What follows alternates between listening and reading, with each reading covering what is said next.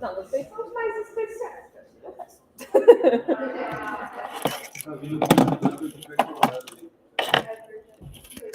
Quem quebrou?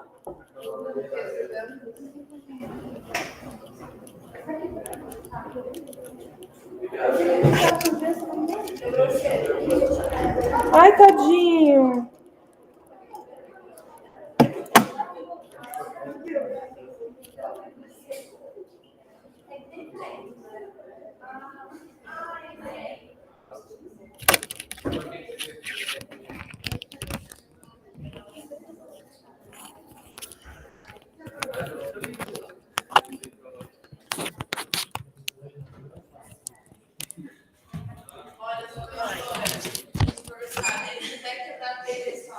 É verdade? Coisa mais linda. É longe. É longe. Eu não sabia que você estava com o pé quebrado, senão eu tinha deixado a gente lá. Para semana que vem, como é que você vai estar? Melhor? Mês inteiro. Mês inteiro?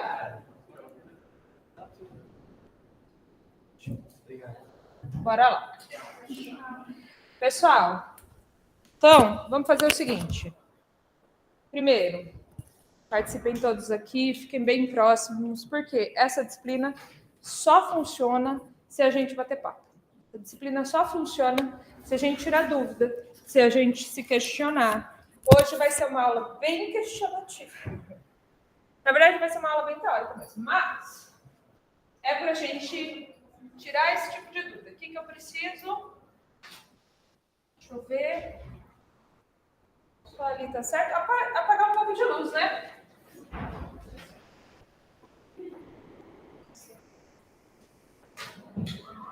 Gente, a gente era ali. Melhorou? Tá melhor, vai ver. Assim fica ruim, né? Não. Agora tá bom, né? Maravilha. Pessoal, então bora lá. Hoje a gente vai falar sobre o texto do Albert Klein. Show. Então, gente, hoje a gente vai falar um pouquinho, criando uma introdução para estudos da imagem. E, na história de hoje, a gente vai falar justamente sobre o que fundamenta a imagem, tá? O que fundamenta a imagem a partir da visão, tanto do Albert Klein, quanto do Edgar Morin, tanto do Ivan Abistrina, como do Norval Baitello, Wilhelm Flusser, mas eu acho que o Edgar Morin e o Bistrina são os que mais dão um ponto para a gente, tá? Então, eu vou tentar ser o mínimo possível a professora Tiara, mas a mais trazer esses conteúdos para vocês, porque eles são muito renomados aí realmente no mercado. Edgar Morin está por tudo, o Ivan Bistrina, né, e os demais fazem parte dos estudos de comunicação. Uma forma de estudos. Eles não vão fazer leitura de discurso, eles não vão fazer leitura de imagens e ficar trabalhando com isso. Mas eles vão pensar nos processos formadores da imagem e como que essa imagem funciona dentro da nossa sociedade. Como que a imagem está trabalhando com a nossa própria capacidade de compreensão do mundo. Tá? Ainda mais hoje em dia, que a gente estuda as mídias e a gente percebe como que cada uma dessas imagens proporciona para a gente uma dificuldade muito grande de compreensão, de abstração, de compreensão do que acontece no mundo. Show. Oi, tudo bom? Gente, eu vou pedir o seguinte, junta, sobe, para sobrar mais espaço aqui, pode ir encostando por ali, que daí o pessoal vem chegando e vai se aproximando. Chega vai assim, ó, gente, vai lá, ó.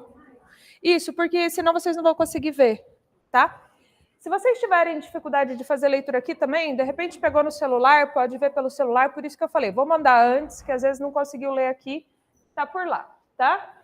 Então, a primeira leitura que a gente tem com relação a imagens é qual relação? O que vocês imaginam quando a gente fala de como que o ser humano observa, e absorve imagens? Tem um método físico-químico que a gente faz isso, não é? Ou vocês não estão me vendo? Vocês sabiam que há um raio refletido da minha pele que está impactando diretamente a retina de vocês nesse momento? Sabem, né? Show. Eu não sou emissora de luz, mas no final das contas eu estou refletindo luz, e é exatamente por conta disso, porque a luz é branca, não vamos esquecer, que vocês veem as cores que a gente está vendo por aqui. Então, dentro do nosso cérebro, há um processo de fato que acontece para a percepção da luz. Então, esse fato é o quê? Essa luz, de fato, entra pela nossa retina em algumas condições, nesse caso está uma condição muito boa, né? E ela vai criar uma imagem. Essa imagem, na verdade, é um processo, é um fluxo de imagens, tá? Ela nunca é uma imagem muito estática, tanto é que, se eu fizer isso aqui, foram várias imagens capturadas, para você entender que o movimento aconteceu. Então, joia. Fora isso, vocês conseguem interpretar que eu sou uma pessoa por quê?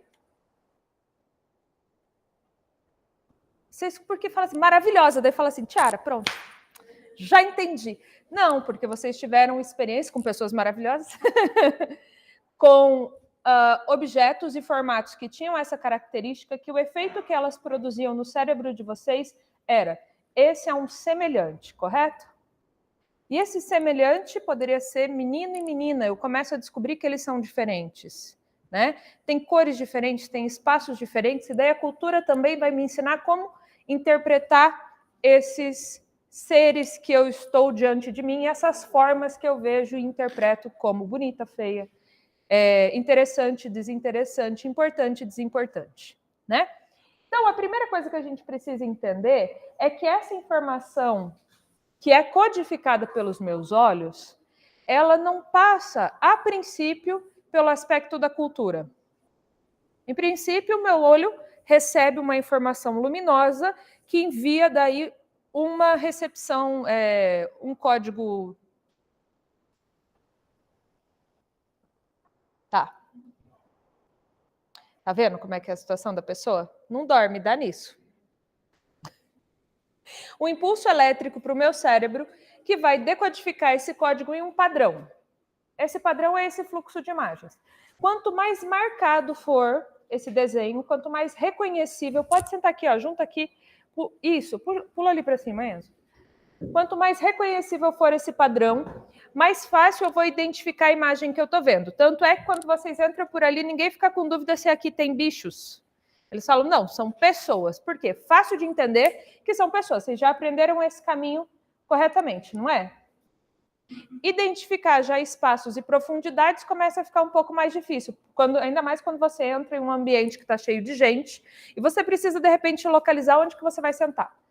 Aí você passa por um processo que você para. O seu sistema, que era o seu sistema de cognição 1, que a gente chama, que é um sistema simples para compreender processos, ele se desliga e liga um 2, que vai procurar responder uma questão mais complexa, que é onde que eu vou sentar? Preciso fazer mapeamento do espaço, imaginar se naquele tamanho me cabe, ou o que eu vou ter que fazer com as pessoas para que eu caiba naquele espaço. Então, daí já é um processo muito mais complexo. Porém, a primeira coisa é que esse impulso nervoso chega ao nosso cérebro. Só que a gente vive só de impulso nervoso? Não, porque daí nessa fase de decodificação é que está o problema. Porque quando essa imagem, esse impacto entra nos nossos olhos, essas imagens, elas não são só imagens capturadas pela nossa visão, mas elas são imagens que vão participar do nosso imaginário, da formação do nosso cérebro. Para o Damásio, ele vai continuar explicando para a gente que essas imagens, elas não são contidas somente pela percepção visual, mas o nosso imaginário é capaz de produzir também imagens que ele poderia chamar de imagens olfativas, ou imagens auditivas, ou imagens gustativas. Fluxo de coisas passando no cérebro que a gente pode falar que são imagens, tá? Não necessariamente imagens dentro do sistema que a gente está trabalhando. Mas o que mais nos interessa nesse momento são essas imagens aqui. Me desculpa que o texto está ali cortando. Na próxima aula a gente fará lá, que daí naquela sala invertida, que é para isso mesmo, tá? E daí não vai ter problema com o texto. Nós criamos imagens mentais de objetos invisíveis. Então a gente começa a organizar aquilo que a gente vai chamar de imaginário. Por que isso é importante, gente? Porque é nesse imaginário que eu entendo o mundo. É nesse imaginário que eu sonho. É nesse imaginário que eu crio os deuses e que essas imagens nos formam. Por quê? É nesse imaginário que eu vou criar um duplo da realidade. É nesse imaginário que eu vou conseguir interpretar aquilo que eu estou vendo e criar uma imagem referencial que me explica o que eu estou vendo. Eu vou entrar no sistema de raciocínio, tá? Então, segundo Klein, não se trata de um universo reduzido à ficção, mas essas imagens são produzidas pelo próprio homem e acabam por refazer. Por exemplo, vocês acham que as imagens que vocês veem todos os dias, ou as imagens de infância, acabaram por fornecer para vocês referencial de como ser, de como agir? O nosso próprio cérebro, não está no texto isso, mas o nosso próprio cérebro tem esse cérebro que imita, né? De repetir o que eu vejo no outro. Então, essas imagens que eu começo a jogar para dentro da minha cabeça também me produzem, né? Então, nesse sentido, a gente vai começar a ter uma relação entre aquilo que a gente chama de real e aquilo que a gente chama de imaginário. Porque uma coisa que a gente fala, o que é o real? Real é aquilo que eu estou vendo, a matéria. Alguém aqui pensa isso? O que é o real? O real está lá fora. Mas esse real, para esses autores, por exemplo, como para o Edgar Morin, ele só pode ser compreendido se ele tiver esse duplo, que é justamente essa produção que o ser humano faz, que explica esse universo, que explica esse mundo para ele. Por exemplo, imagina se a gente, diante da morte, que é o que eles mais vão trabalhar, e já vou falar um pouquinho sobre isso, eu, enquanto ser humano, sou um ser humano que me torno consciente de que todo mundo aqui vai morrer, um dia. E esse é o nosso caminho direto. E agora eu tenho que lidar com isso toda a minha vida, toda a minha constituição. Então, para isso, eu preciso de um universo que eu crio em paralelo para eu entender o porquê eu estou aqui, para eu entender por que essa situação aconteceu, por que esse fenômeno está acontecendo da natureza, para, no mínimo, eu criar a previsibilidade suficiente para eu conseguir passar o dia. É tortuoso demais ter esse tipo de consciência. Então, esse ser humano começa a interpretar e ele vai fazer essa oposição, esse antagonista do real. Enquanto o real parece ser muito excruciante, quando eu levo esse real para o imaginário, eu consigo resolver os problemas. Não acontece de vocês...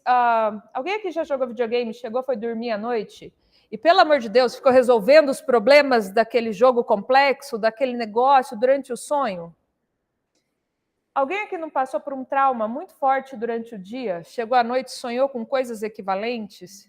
É teu cérebro tentando sobreviver, processar essa emoção profunda e trazer um sentido para ela, para que ela possa funcionar no outro dia. Então, o que nós temos aqui? O imaginário é uma estrutura antagonista e complementar daquilo que a gente chama real, sem o qual, sem dúvida, não haveria o real para o homem, ou antes, não haveria realidade humana. Então, para a gente falar sobre uma realidade desse ser humano, desse ser que tem cultura, a gente precisa entender que é fundamental o nosso imaginário. Qual que é o problema disso? O imaginário não é formado por imagens que estão aí fora, imagens que eu produzo aqui dentro para explicar o mundo para mim? A imagem é uma representação que eu faço do mundo para conseguir compreender o próprio mundo. Vocês conseguem entender isso? Conseguem entender? Joia. Então, beleza. Se eu estou recebendo muita imagem de fora que está pré-significando o mundo para mim, provavelmente eu estou tendo mais dificuldade de criar imagens internas, eu significar o mundo, eu interpretar, eu criar significações para aquilo que eu vejo na realidade. Então, é essa crise de assimilação, essa crise da visualidade que a gente vai falar com esse texto, tá? Por isso que a gente está trabalhando ele. Então, para entender o real, o homem sonha, a fisionomia dos seus desejos, das suas aspirações, das angústias e dos temores. A gente processa no imaginário aquilo que a gente às vezes não consegue dominar no real. Não fazemos isso? E daí a gente sofre de ansiedade, não é? Mas a gente tenta resolver o problema antes dele acontecer, a gente tenta projetar como que pode surgir. Eu faço ligação, eu pego e falo assim, olha, o efeito disso acaba resultando naquilo, não é? Eu explico o mundo, eu explico o porquê do trovão, eu explico o porquê do si. Ai, certeza, nossa, sabia que essa pessoa ia falar isso. Ariano, insuportável.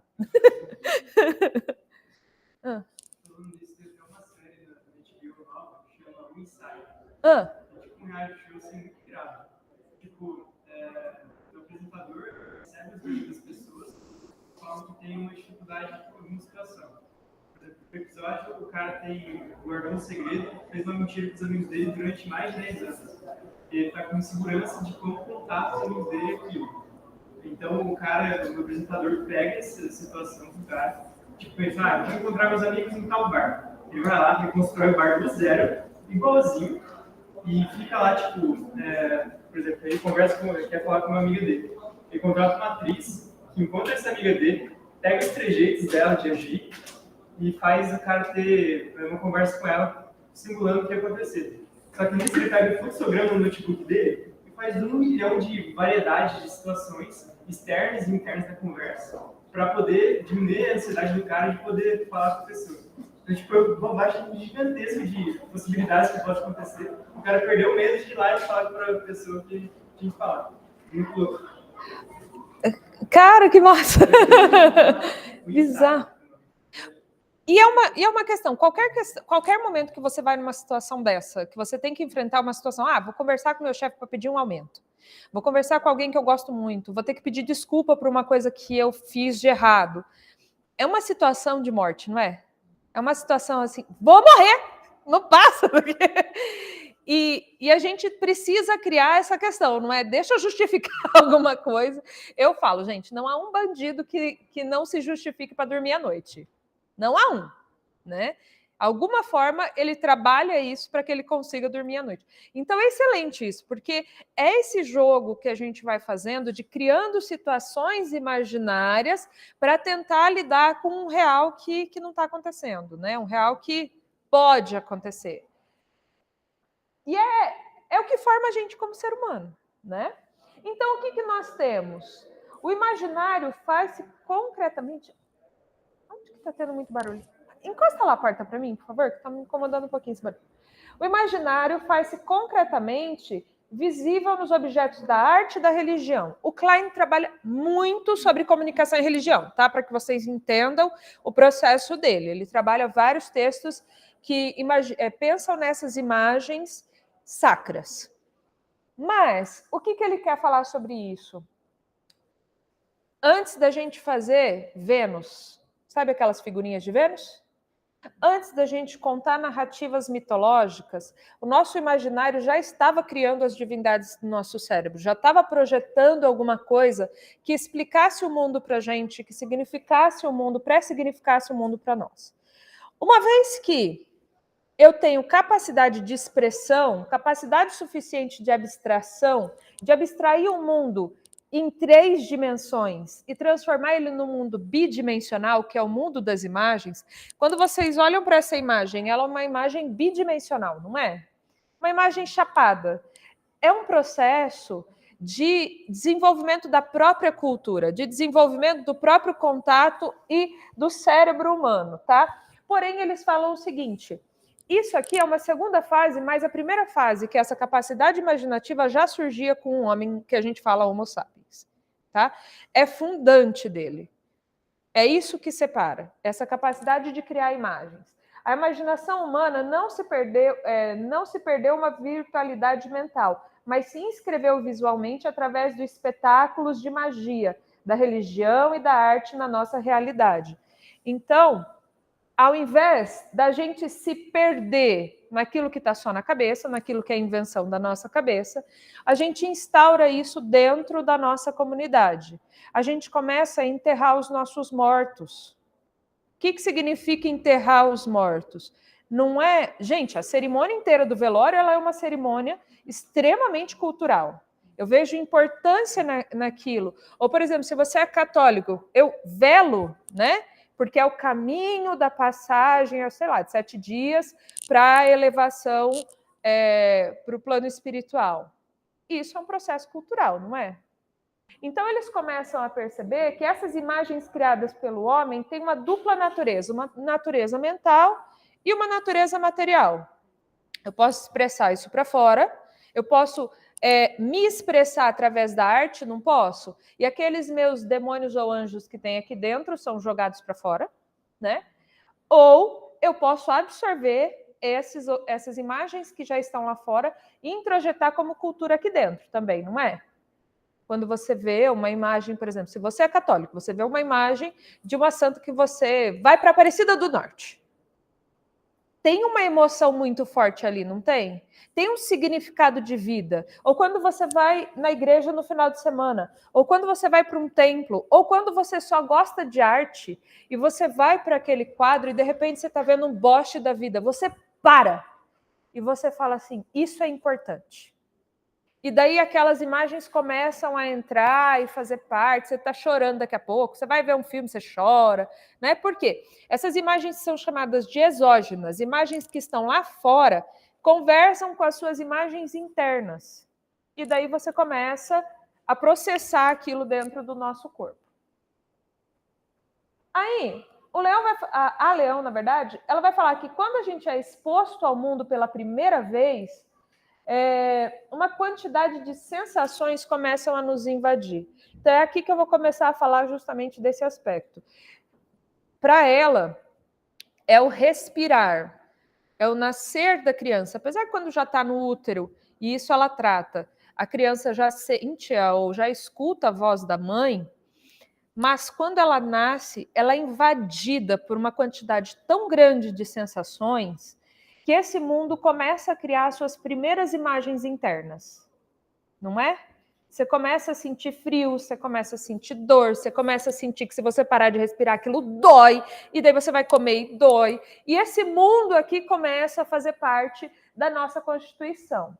Então, são esses fortes estímulos que vão ser indicadores da nossa recepção de imagens interiores e exteriores. Eu fecho o olho porque a luminosidade agora me invade, né?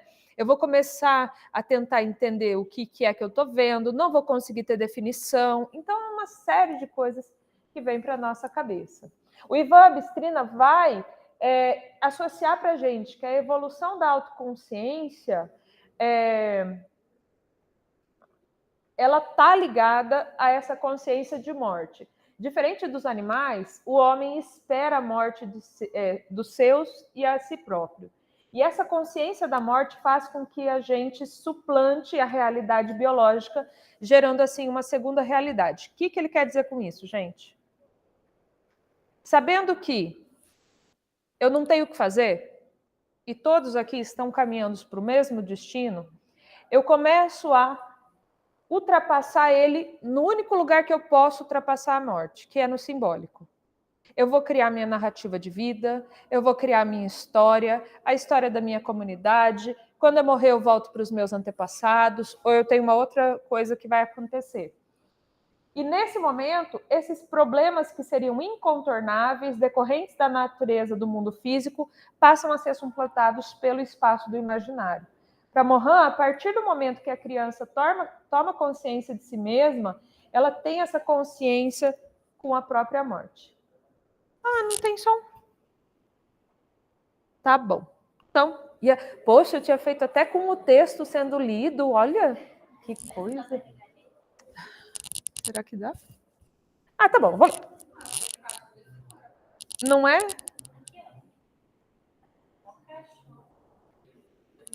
Ah, vamos lá.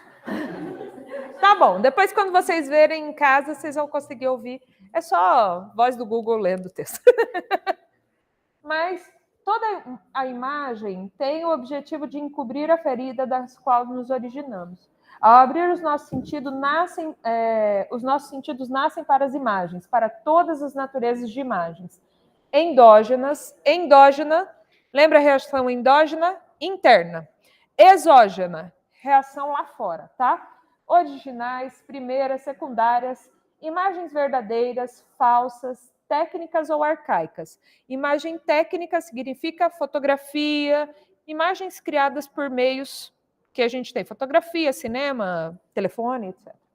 Imagens arcaicas, pintura, desenho, imagens de sonhos, de desejos, de lembranças, de recordações, imagens de amor, imagens de morte, porque nunca tivemos tão propensos e tão competentes às imagens.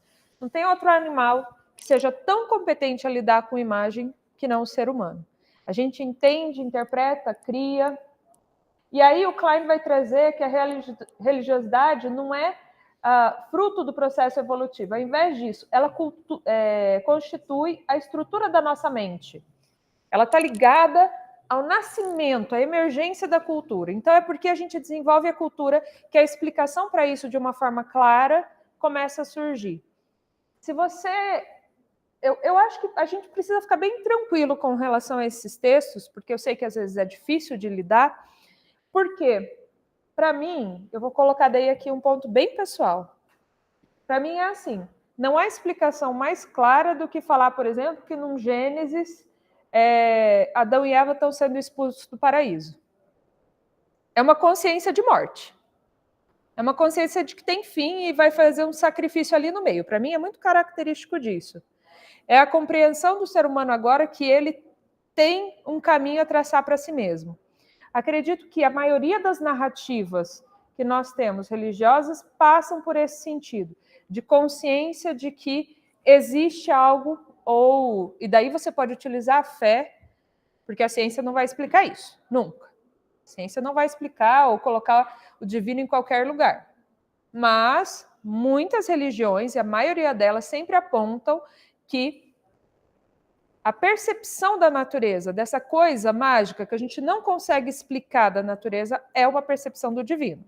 E daí cada um fique com a sua resposta interna para isso, acho mais adequado, tá? Porque a fé, a ciência não vai explicar, ela procura saber como que o cérebro se desenvolveu, tá bom? Bem, então, o que eles começam a ver? Que nesse desenvolvimento do simbólico, como que eles começam a perceber que a gente desenvolveu o simbolismo? A gente tinha, por exemplo, ocre. Vocês sabem o que é ocre? Aquela tinta meio marronzinha? Não serve para nada. Serve para nada. A não ser que tenha algum fator simbólico.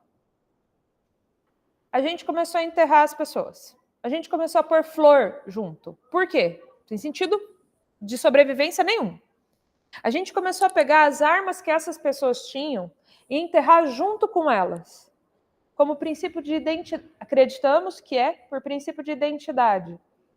Faz parte dela, continua com ela, volte para onde for. Então, é uma questão importante a gente entender como que esses símbolos acabam se revelando. A gente começa a criar rituais, né? Fazem parte da nossa vida. Toda a nossa cultura é baseada em rituais, sejam eles sacros ou profanos. Mas a gente tem ritual, não tem? Todo dia você levanta, toma café da manhã, assiste jornal, né? Melhor, todo dia você acorda, você não levanta, você mexe no Instagram, daí... aí você vai lavar o rosto, né? Então, a gente começa a criar isso.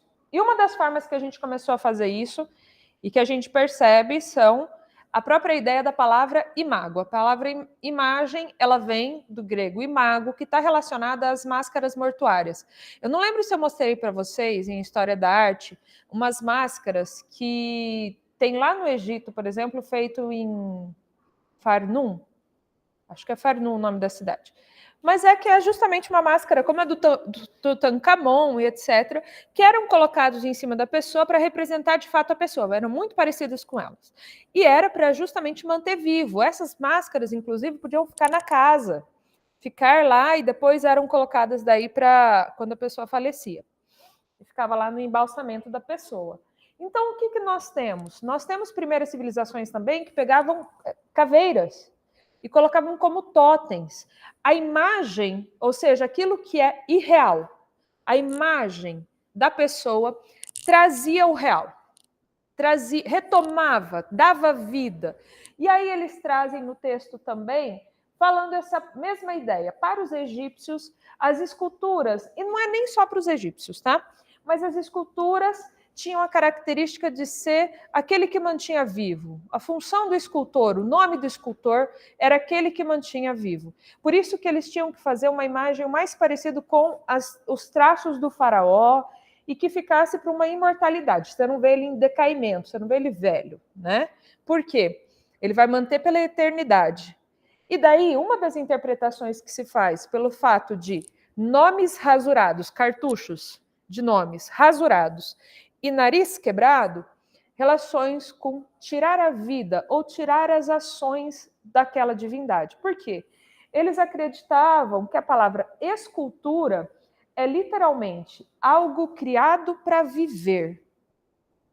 Então, naquele momento, a divindade participa, ela está lá, ela entra naquele local. Se você for ver vamos lá para algumas religiões que utilizavam isso. Os antigos egípcios tinham como se fosse um santíssimo lugar. Então, eles tinham o templo por o lado de fora, algumas alas internas e uma última ala onde só entrava o sacerdote e o faraó. Nessa sala, tinha uma barca, porque eles utilizavam muito a simbologia da barca, e tinha uma escultura da divindade, daquele templo. Então, era naquele lugar como se a divindade entrasse e conversasse com eles. Se nós formos para a Mesopotâmia, a mesma coisa. Então, eles tinham os templos lá em cima do zigurate, uma pequena estátua, e lá eles tinham daí as sacerdotisas, etc. E lá a divindade participava e entrava como uma posição, uma presença mesmo de fato, né? Professora, isso está muito distante. Quando você tem alguma pessoa que está muito longe, ou que já faleceu, ou alguém que você ama muito, e você quer trazê-la de volta, é aquele que não está presente, o que você faz? Pega uma foto. Você traz a vida através da imagem. Você traz a presença e as memórias e tudo aquilo que essa pessoa significa através da imagem, não é? Então, a gente também é mágico. E se alguém destruir essa imagem, principalmente se ela for a última imagem, dói, né? E se alguém acabar com a tua imagem na internet? Dói mais ainda, né? A vergonha que você passa porque alguém pegou e expôs uma imagem sua que não devia, né? Então, a gente precisa entender que se esse era feito para viver, se eu corto o braço, ele não pode agir. E se eu corto o nariz, ele não pode respirar. Então, era por isso que a gente tinha atos de iconoclastia, um ato de morte. Pode sentar aqui, gente. Pode ficar à vontade aqui. Eu falei para vocês semana passada que ato de iconoclastia a gente faz hoje em dia? Acabou com o relacionamento, o que a gente faz? A gente mata a pessoa do nosso feed, né? A gente arranca tudo, não quero nunca mais ver, por favor. Eu faço uma edição no Photoshop, se aquela foto estava muito linda, eu já corto assim, ó, no máximo aparece uma ponta do cabelo. Porque a foto estava linda. Mas a gente faz esse tipo de ato até hoje. Aí a gente precisa entender, e daí o Mohan vai trabalhar com isso, que as imagens hoje acabam sendo propostas de experiência estética e não mais imagens sacras. Vamos imaginar o seguinte: você tinha uma imagem para explicar o mundo e para transformar a natureza, não é? Uma divindade, ela tinha a função de você fazer isso. Mas daí a gente foi, de certa forma, meio que trabalhando a imagem no sentido mais arte pela arte, ou histórias com a arte, e a gente foi tirando a divindade dessas artes, correto? Quando eu tenho um quadro, pelo amor de Deus, ninguém fica assim, tipo, devoto de Mona Lisa. A gente acha o máximo, mas a gente não é devoto de Mona Lisa, não é? A nossa relação com ela é um pouco diferente, né? Alguém aqui já ficou, tipo assim, Ave Mona Lisa. Não dá, né? Mas mesmo assim, vocês acham massa ir lá no Louvre e ver a tal da Mona Lisa. A Mona Lisa tem uma característica de objeto único, não tem? Qual que é o valor do quadro da Mona Lisa que está no Louvre para uma foto da Mona Lisa que tem aí no celular de vocês? Diferença de valor.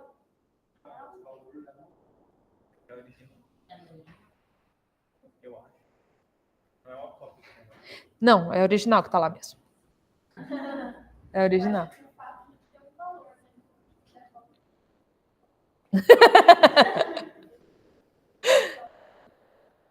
Não sei, talvez por causa do escultor, que fez ela também, porque o Leonardo da Vinci, que fez ela atrás, não fez uma cópia. Isso.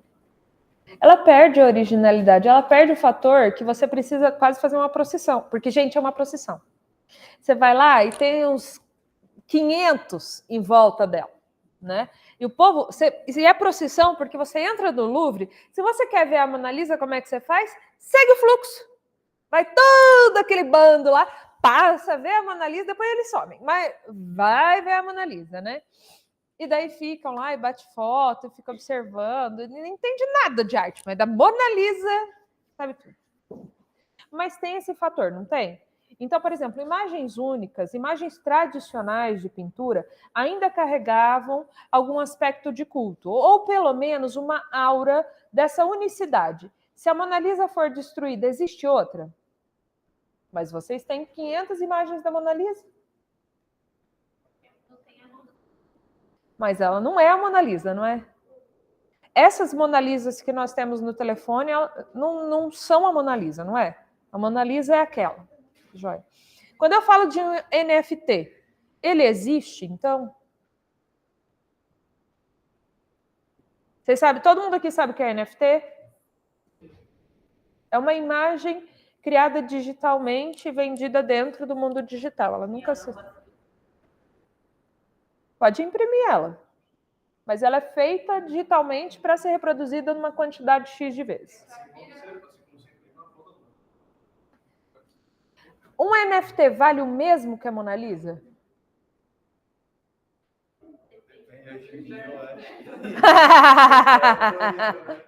É. Por especulação imobiliária vale, né? Depende da pirâmide. Hã? Eu acho que ela nem tem valor não sei não, porque só sabe o valor quando vende, né? Ela nunca vai ser vendida. Hã? Não está à venda, então. Mas, por exemplo, o último quadro foi 200 milhões, que foi um Andy Warhol. Pra você ter noção.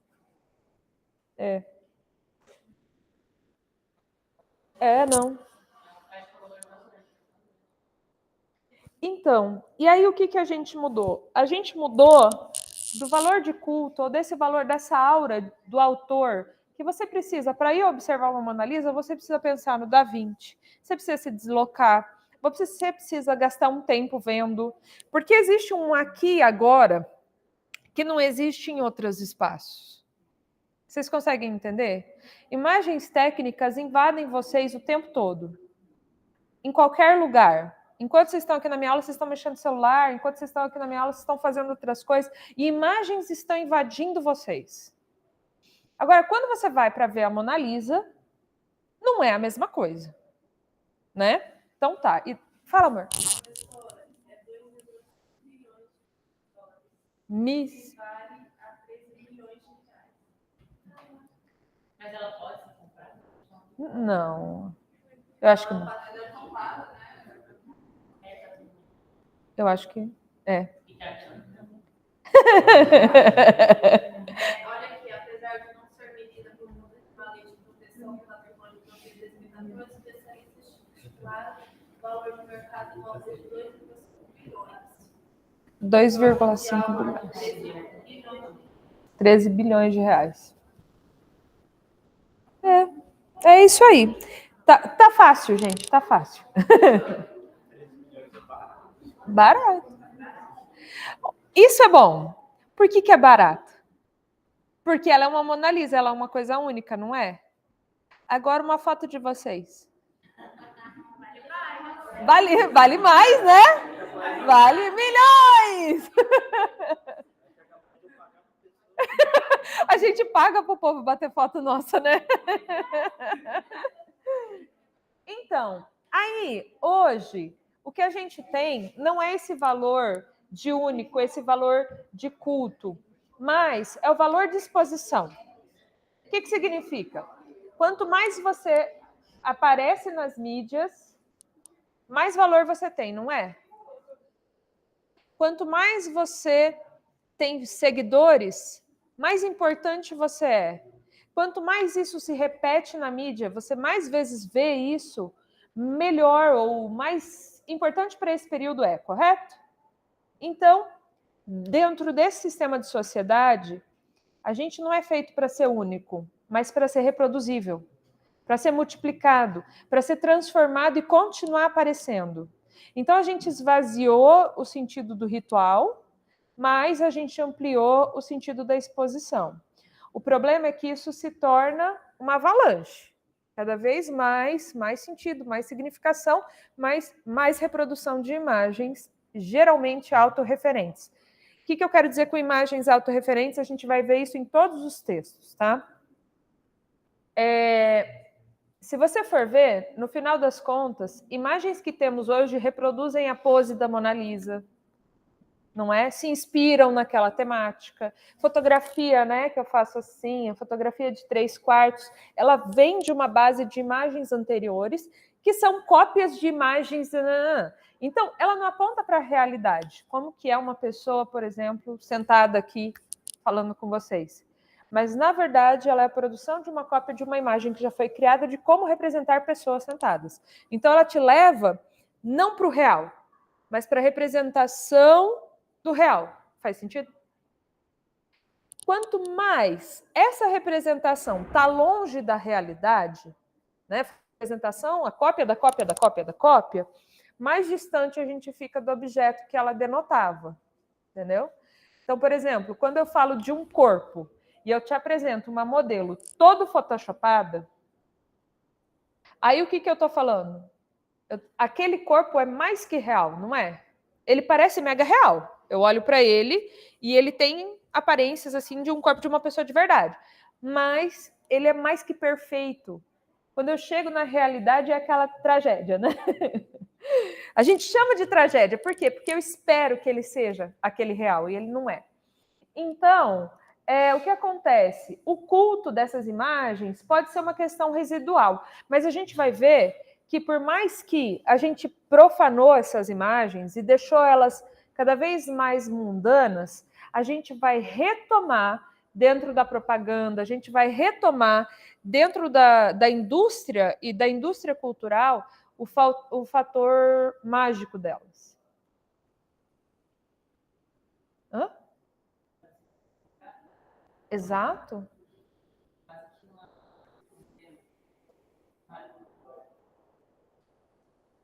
Ele não faz a diferença entre isso, né? Ele coloca como imagem e religião. E até para vender um produto, ele se torna quase um religioso, Exato. E você faz fila na frente da loja para comprar um iPhone. Sabe, você se encaminha para lá, você diviniza Qual que era o nome do cara? Steve Jobs, né? Ele era um mito. A palavra mito é muito importante aqui, né? Porque mito é mito mesmo. O outro que é um mito, mas a gente começa a ver a humanidade dele, daí ele perdeu o fator de mito, mas para muitas pessoas ainda é um mito, é o Elon Musk. O Elon Musk é um mito. Ele se coloca na posição intocável, criativo, né? Que é o fato do próprio Steve Jobs, né?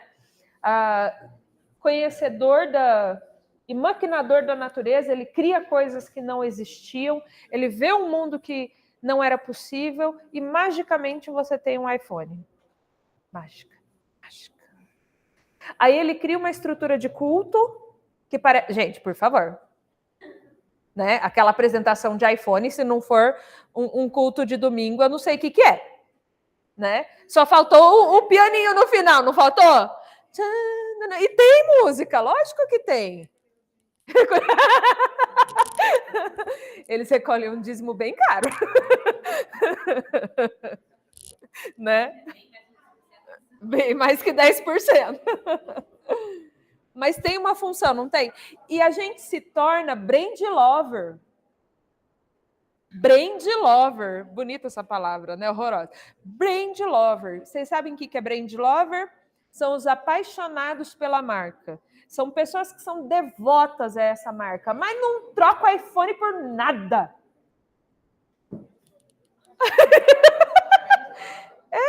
Eu sei que não troca porque mexe, dói. Né?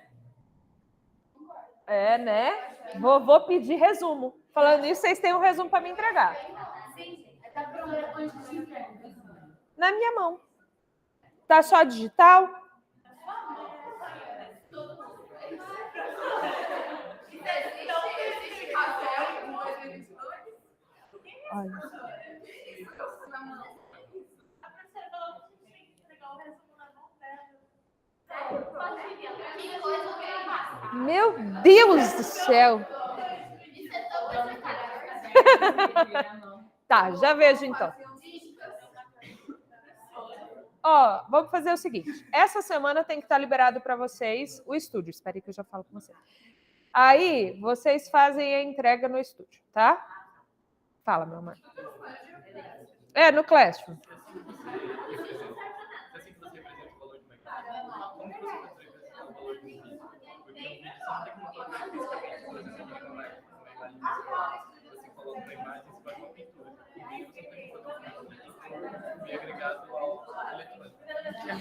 Não, mas você carrega o vídeo.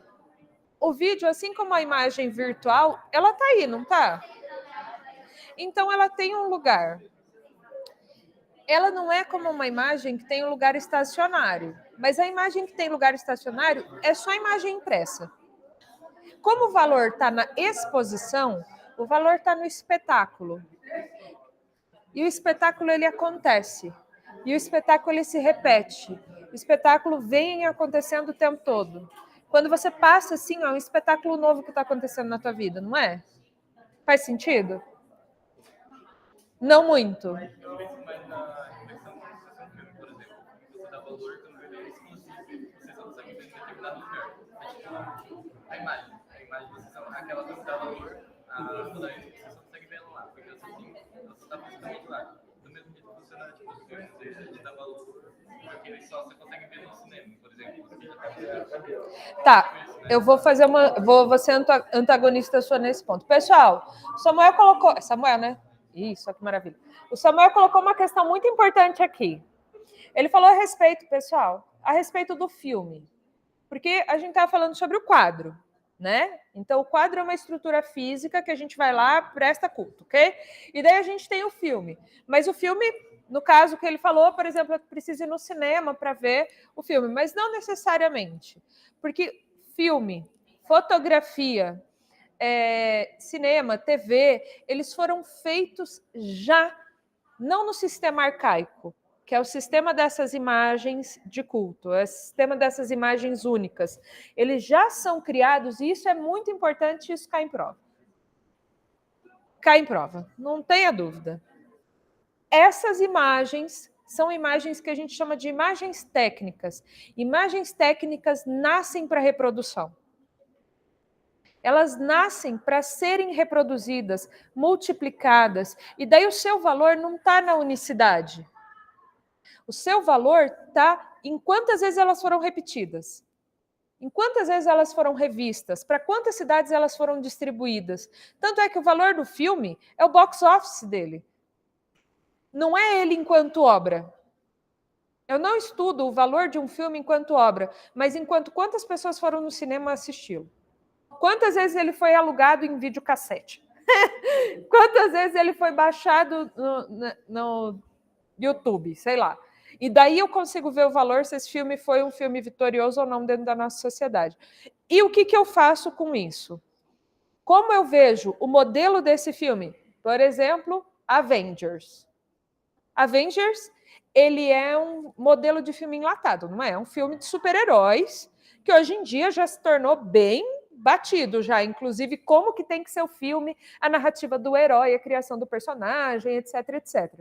Como é esse tipo de filme que ganha exibição dentro da nossa sociedade, os outros filmes não conseguem mais produzir materiais equivalentes. Você começa assim, só vou para o cinema quando está passando Avengers, ou qualquer um desses, né? Eu não vou para o cinema mais quando tem um filme mega parado, cult, e daí esses filmes nem vêm mais para cá. O valor de exibição deles caiu. Justamente por quê? Por causa de uma indústria cultural que leva a gente para ver esse tipo de filme de entretenimento, e não um filme que faz com que você fique pensando sobre a vida, a morte da bezerra, tudo mais. Entendeu? Não assisti. Mas tá no Netflix também, não tá? Não tá no Netflix? Telefone preto? Ah, não assisto. Não, mas você não é muito terror.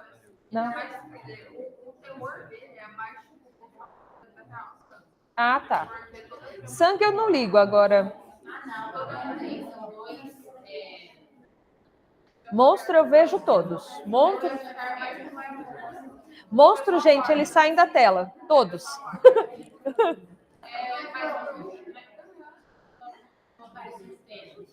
Quando a gente gosta de vídeo, o pessoal está falando sobre como as imagens estão saturaram tanto.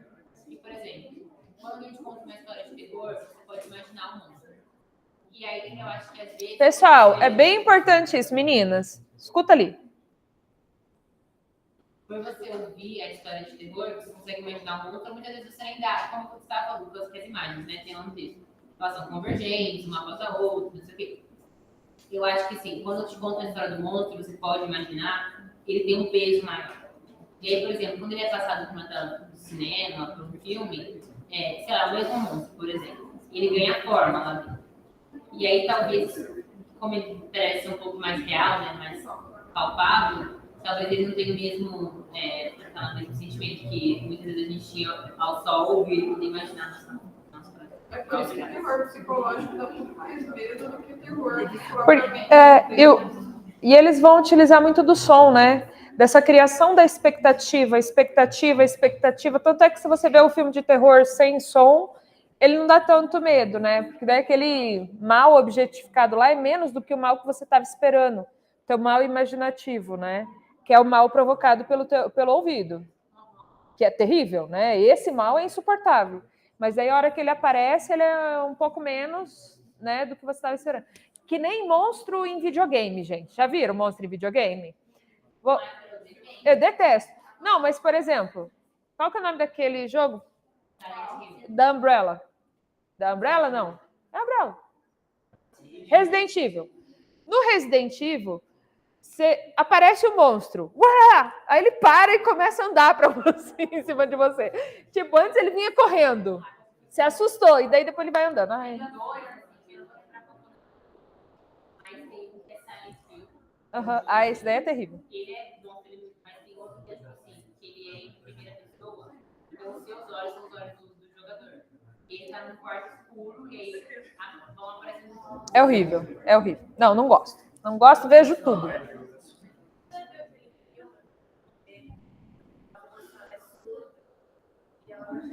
E ela passa tipo assim no filme inteiro. Não tem som, só não de terror. Você já assistiu? Não e não obrigada. É muito assustador. Não é terror psicológico.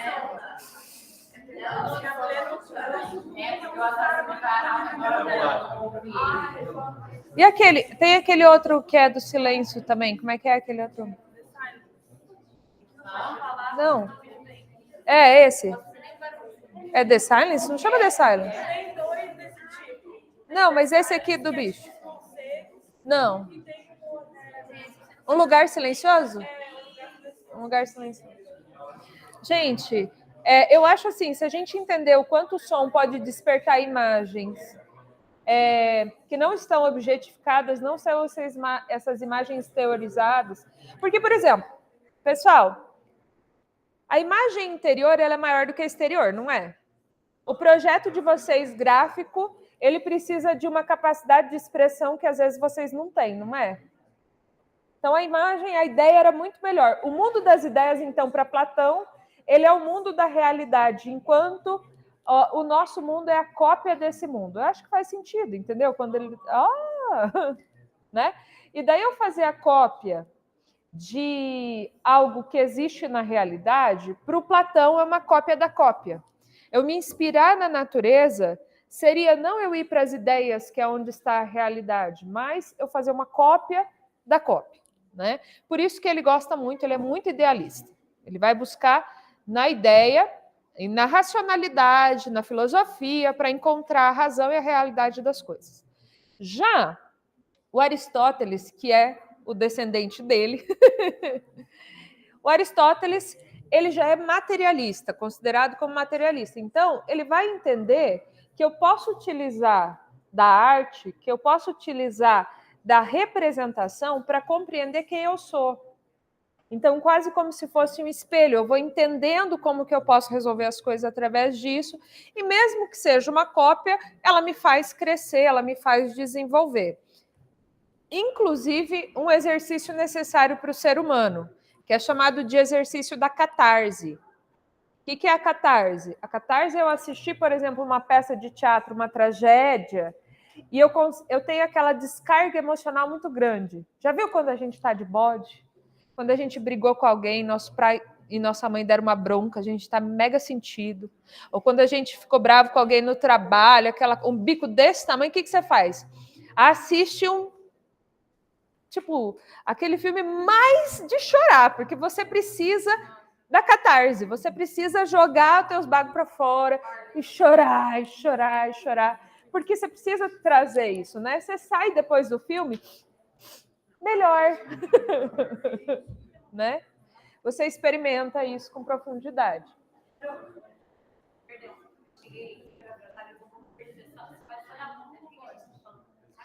Nós estamos falando sobre o que são imagens e como que nós percebemos as imagens. Então, a princípio, as imagens como imagens de culto, mas também as imagens como essas imagens que nós temos hoje. Uma reprodução, imagens voltadas para a reprodução, imagens que significam o mundo, porém, o mundo que elas significam não é o mundo real, é o mundo das próprias imagens, né? Exato, rede social é a vida interna deles, né? Não existe realidade ali dentro, é só o próprio mundo. E, gente, vamos ser sinceros. Você reproduz imagens nas redes sociais que funcionam para as redes sociais. Você modula a fotografia, você modula a realidade, você faz a foto posada, e a foto posada é uma forma quase que nossa de controlar aquilo que a gente não tem controle, que é a câmera, né? Como que ela vai registrar?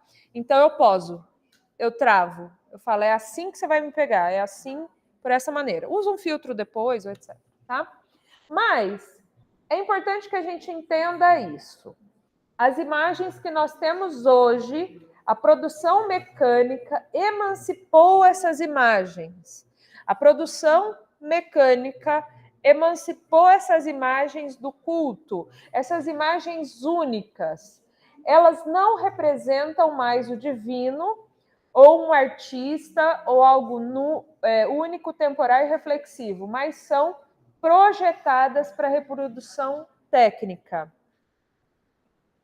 As imagens se tornam, dentro da cultura de massa, passatempo, distração, entretenimento. Eu preciso que a gente entenda. Imagem de culto, por exemplo, pode ser só um imaginário abstrato. Se você não usa imagens, vamos colocar aqui, você é cristão protestante, adventista, etc., você não usa imagem.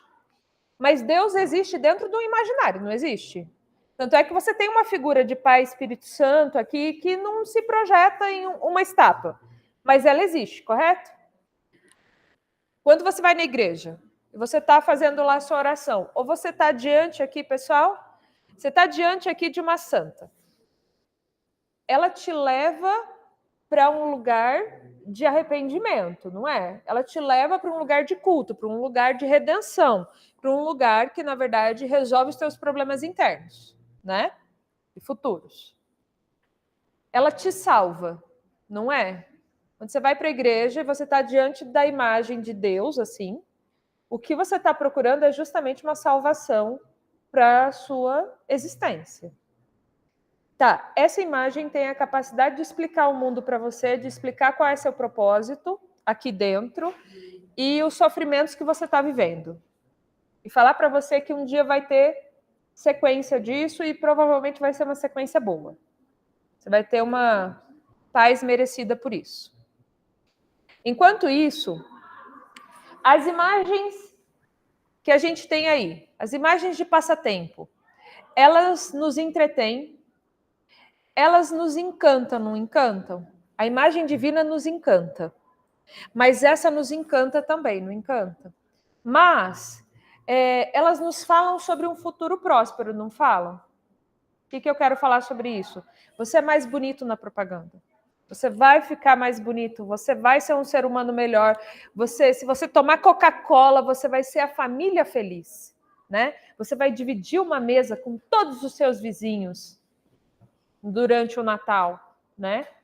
Então, elas são encantadoras, elas trabalham com esse rito, mas elas nunca nos salvam. Elas nunca trazem aquele ponto moral necessário que a religião tem. Por quê? Se ela faz isso, ela não vende produto, tá? Ela não está nessa função, mas ela usa da estrutura para isso. Então, o que nós temos? Para que elas funcionem, elas criam um real mais que real. Por exemplo, o morango da propaganda, ele é real? Mas ele é desejável, hein? Você queria que ele fosse, não é?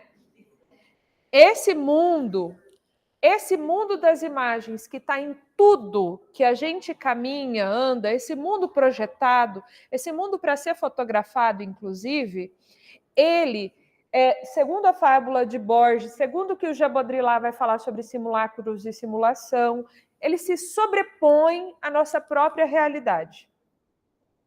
Então, o nosso real, esse mapa, ele ficou tão grande na nossa sociedade, que você não consegue mais ter acesso ao real. O que você tem acesso é ao mapa, às construções culturais de como olhar o mundo, por exemplo. É isso que eles querem dizer.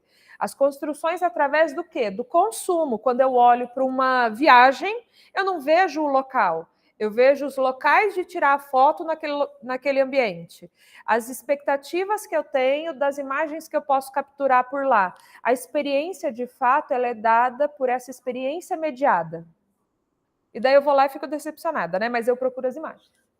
Esse cara mesmo exemplo, vou fazer um exemplo que eu já parei para pensar. A forma com que as novelas, hoje, sei lá, ou qualquer obra nacional que é mais fácil de entender, elas constroem os personagens e usam os arquétipos das pessoas para fazerem isso. O ponto é entender até quando as pessoas se comportam daquela forma, ou as pessoas aprenderam a se comportar daquela forma porque viram aquela. Ela cabe porque sempre é uma questão. As imagens são formadas por nós, então uma das teorias fala que tudo que a TV faz é uma reprodução de quem nós somos. Tanto é que, por exemplo, o sistema político que a gente tem hoje, a gente é aquilo, não tenha dúvida. Nós somos a reprodução disso. Mas ele também nos constrói, né? Toda a imagem acaba transformando. Tanto é que, pelo amor de Deus, o que era a moda a moda indiana que teve aqui no Brasil, todas as vezes que teve a da lambada. Não falo mal. Ah lá. E ficava assim, Ixalá, muito ouro. Ixalá. Os anéis, olha lá.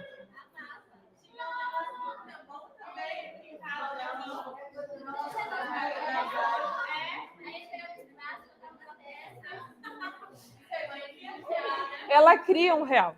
Esse real não existe. Você vai para a Índia, não é daquele jeito. Não é, as pessoas não vivem. As mulheres vivem dentro de um outro sistema que, se não casar com um cara até tal idade, tipo, entendeu? Ela pode ser vendida pelo pai. Mas a TV utiliza dessa imagem, cria um mais que real e a gente se apoia nesse mais que real e fala assim, isso é a Índia. Muito ouro, ou isso é a Arábia. Muito ouro, né? Então, a gente precisa tomar cuidado justamente nessas imagens, porque elas são feitas justamente para reprodução, e elas criam quem a gente é. O fato de vocês conversarem e a gente ter esse código partilhado é fantástico, faz parte da nossa cultura. E aí, a gente passa por uma crise da imaginação em razão desse universo de imagens.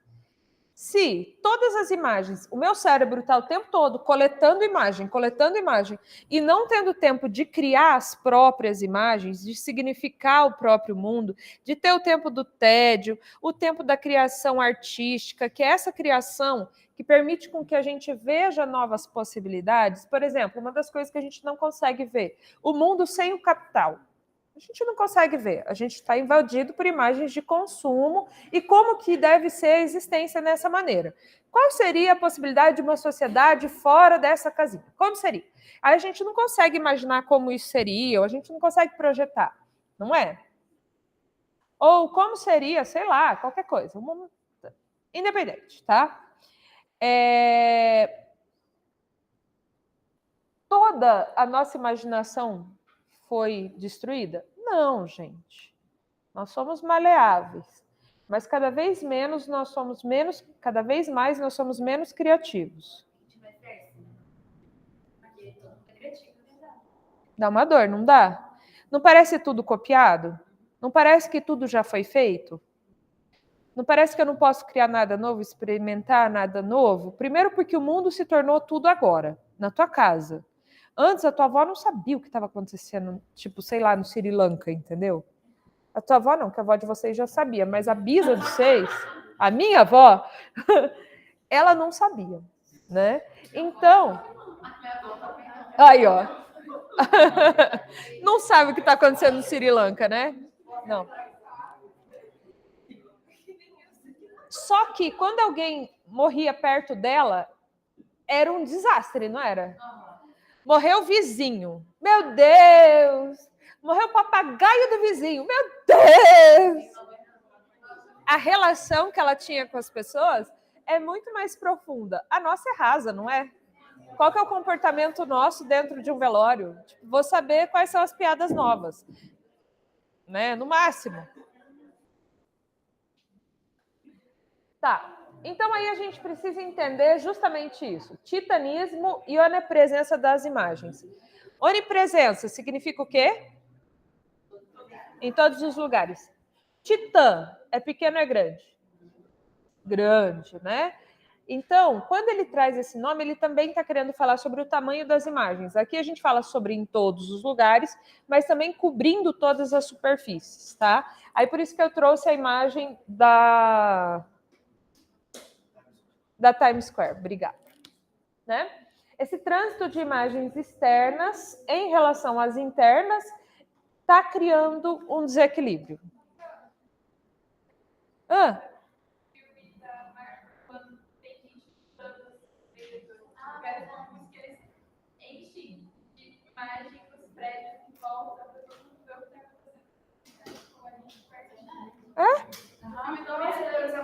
Mas eles colocam as telão como se fosse tipo jornal passando no telão. Parece as cenas da luta.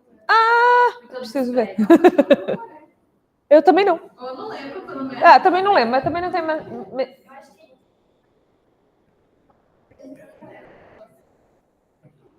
E aí, gente, o que eles vão colocar nesse sentido? Essa onipresença de imagem está diminuindo nossa capacidade de ver, está diminuindo nossa... Quero falar por que está diminuindo a capacidade de ver.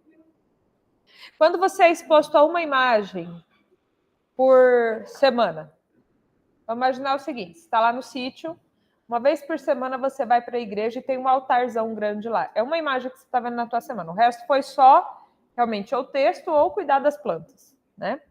Nós somos invadidos por imagem a todos os segundos, o tempo todo. A gente está diminuindo o valor delas também, não é? Para uma imagem chamar nossa atenção, ela tem que ser muito gritante, não tem que? Então, a gente tem um problema de assimilação, a gente não vê mais. Tanto é que não se importem com aquelas propagandas que vêm de pop-up no texto. Você não vê ela. Você só busca o X para fechá-la, né? O nosso cérebro não quer mais processar isso. Os 5 segundos, né? Eu comprei o prêmio.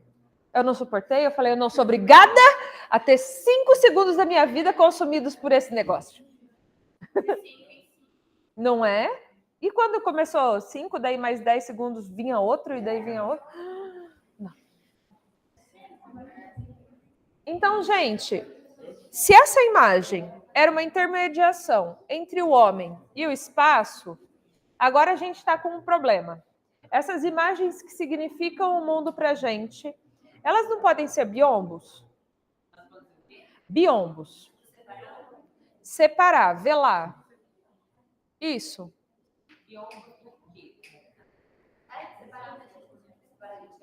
Literalmente eu falei certo da realidade. Nossa,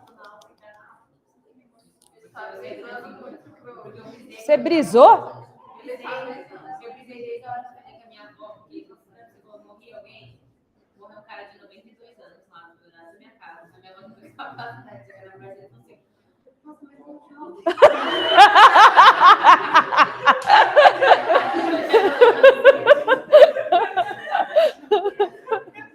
Tão jovem.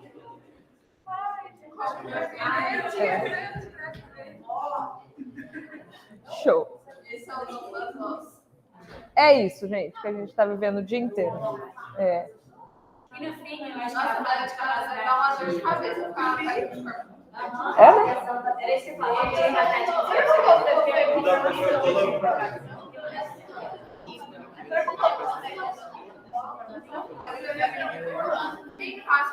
O que tem?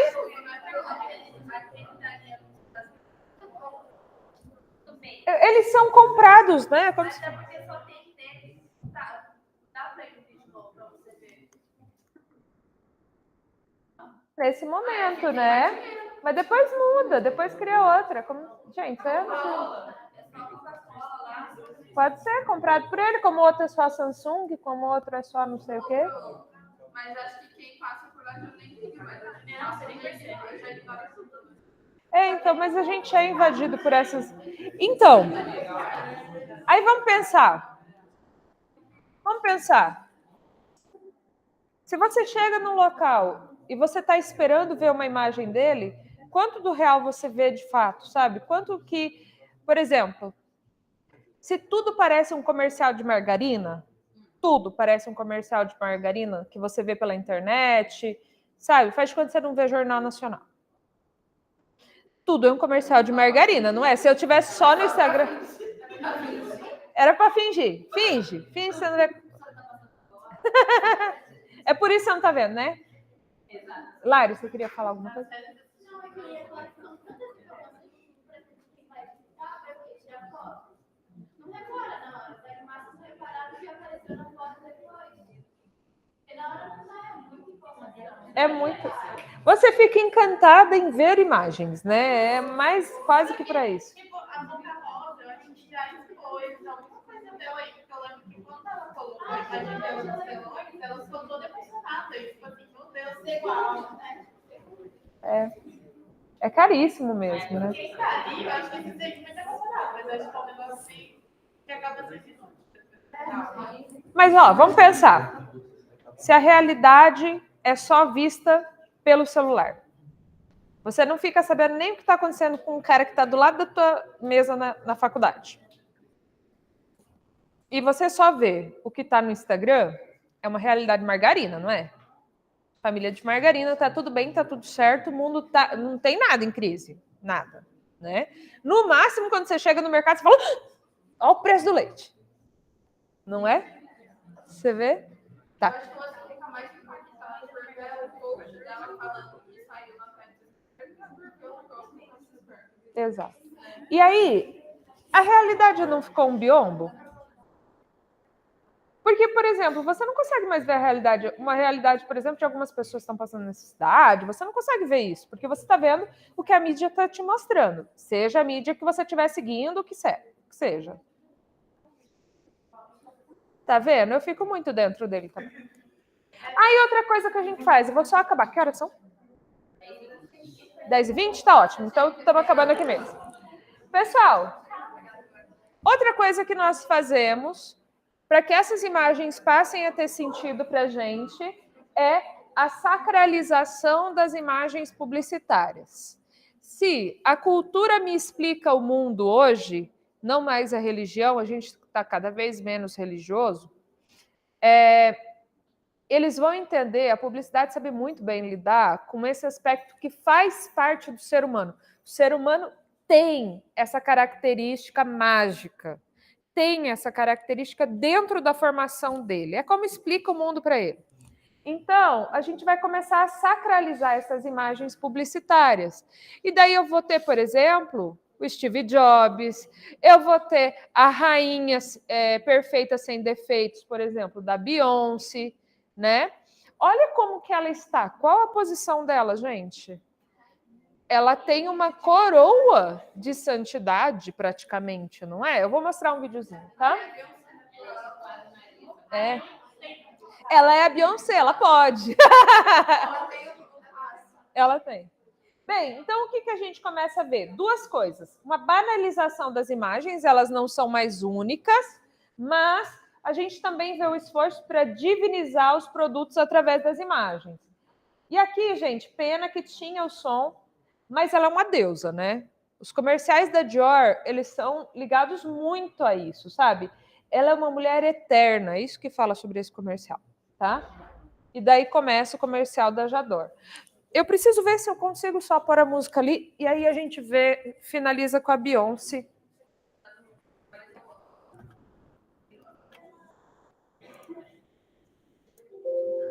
Ah, era só isso, ó.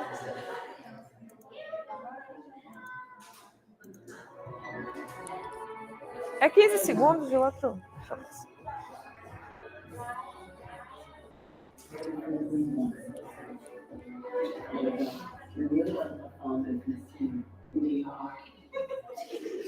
Não vai dar para entender o da Beyoncé, mas dá para ver as imagens e ter a sensação do ritual que é passado, tá?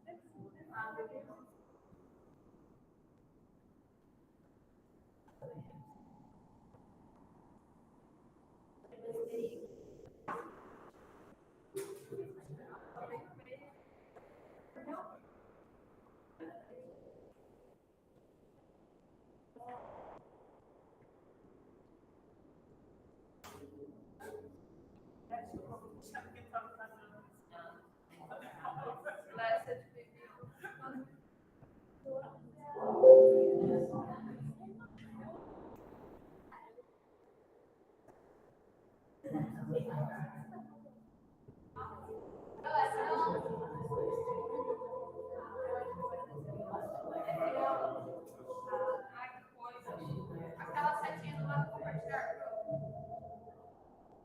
Lá eu tinha do lado. A mãe gosta de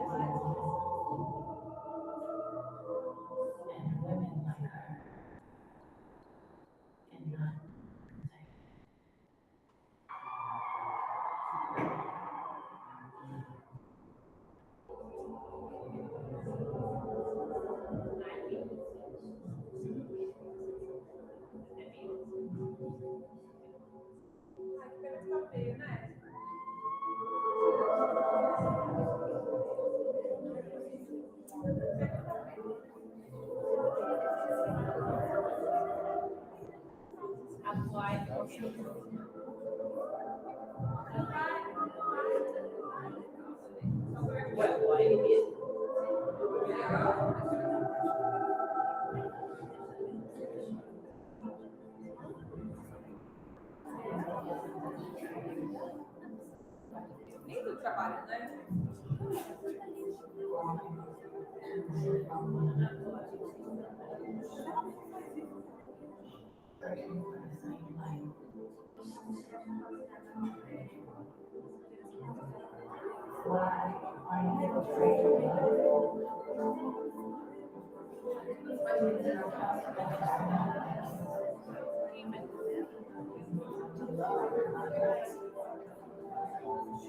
Pessoal, é isso. Era isso que eu queria mostrar para vocês.